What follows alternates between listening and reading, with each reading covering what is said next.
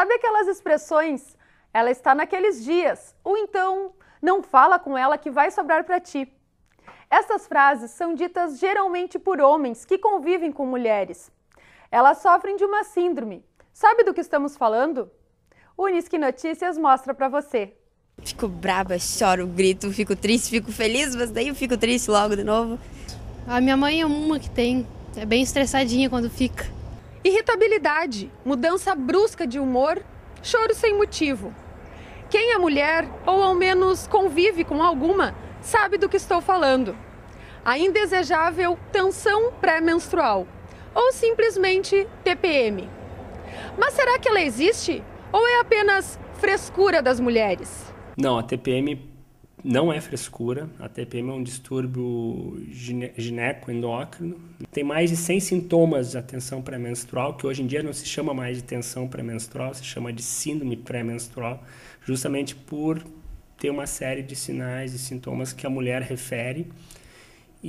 Mas não é frescura de jeito nenhum. Por muito tempo, isso faz parte do tratamento. A gente já tem que, desde o início, colocar para a família que a mulher que tem uma síndrome pré-menstrual, ela não está se fazendo, não é uma frescura dela, né? Segundo o médico, cerca de 80% das mulheres apresentam algum sintoma relacionado à síndrome. 30 a 40% desenvolvem a tensão pré-menstrual de forma leve, enquanto que 5% apresentam sintomas mais acentuados, sendo necessário o uso de medicamentos. Mas por que algumas mulheres têm e outras não?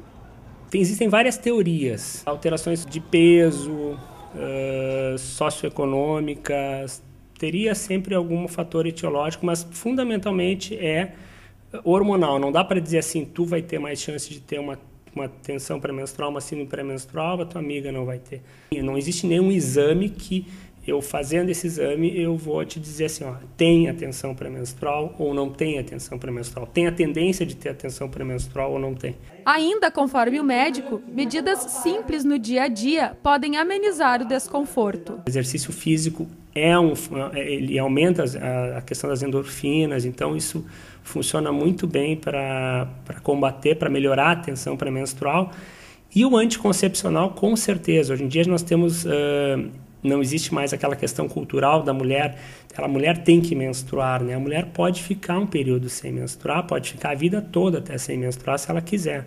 E existem para isso anticoncepcionais contínuos, que vão evitar essa flutuação hormonal que poderia levar até a tensão pré-menstrual. A mulher cuidar com os alimentos, comer doce ou comer muito salgado.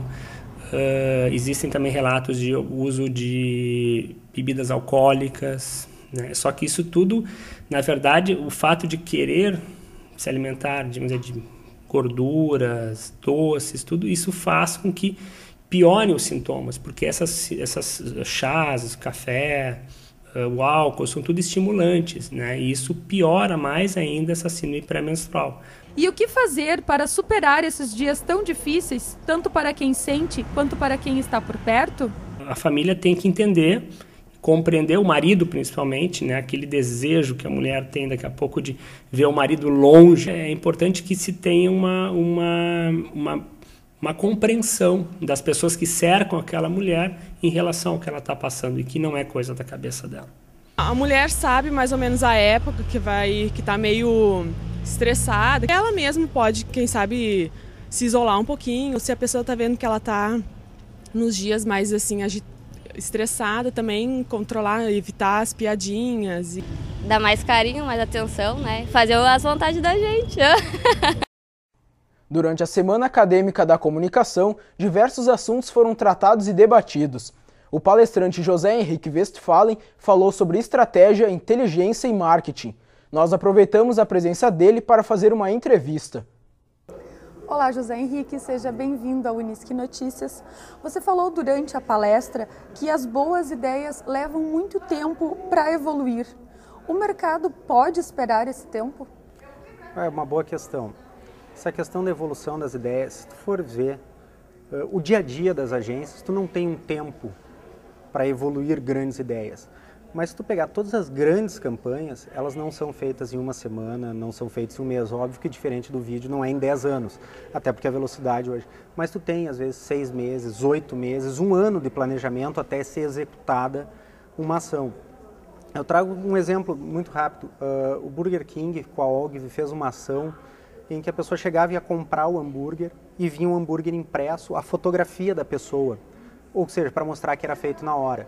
Eles levaram mais de 6 meses para implementar essa ação e fora que levaram 1 ano aprovando junto com o cliente, debatendo como seria a ação. Ou seja, uma ideia muito bacana, só que o quê? Ela levou tempo para ser trabalhada. Então, realmente, as grandes ideias precisam de tempo para maturar.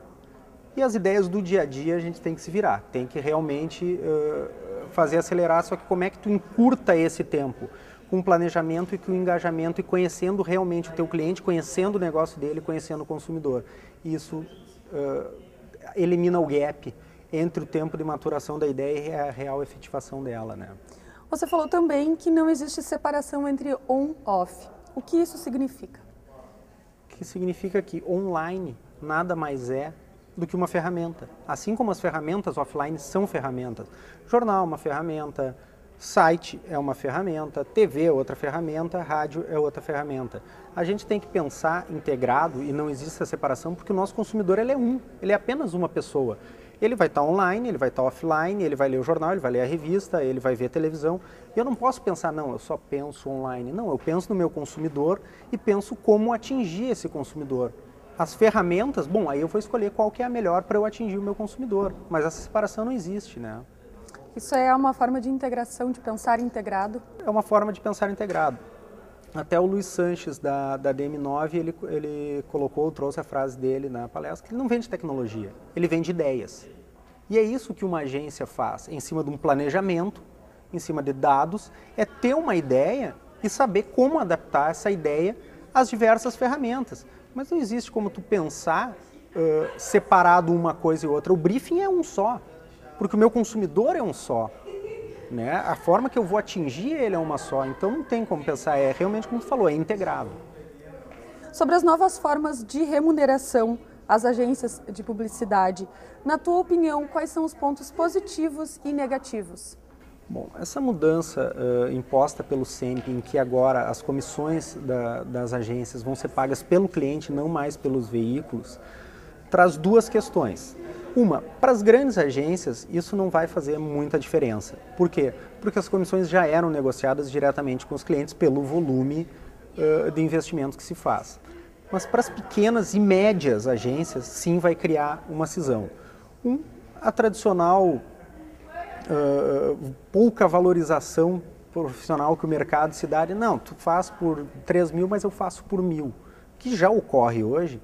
Isso pode se agravar nas pequenas agências. Isso é uma coisa ruim que tu vai deixar o mercado mais sensível ao quê? A preço. A parte positiva é que se tu é sensível a preço, tu tem que ter um diferencial competitivo. Tu tem que colocar valor ao teu negócio. E como é que tu coloca valor ao teu negócio? É vendendo estratégia, não vendendo criação. É por isso que a gente diz, a criação é o resultado final de uma agência. Ela é extremamente importante, o resultado criativo tem que ser muito eficiente. Mas ele não funciona por si só, ele não existe, a criação não vem assim. Tem que vir de base de um planejamento, do entendimento do consumidor, e tu realmente ver o mercado do teu cliente e saber como atingir. Então essa diferenciação vai forçar o quê? Com que as agências se profissionalizem, se especializem e que os profissionais, principalmente, passem a pensar mais, estudar mais e a estar olhando não só para o seu aplicativo, para a sua ferramenta de trabalho, mas estar olhando para o mercado e estar olhando para o consumidor também. Ok, muito obrigada pelas suas informações. O Unisque Notícias de hoje fica por aqui. Até a próxima edição.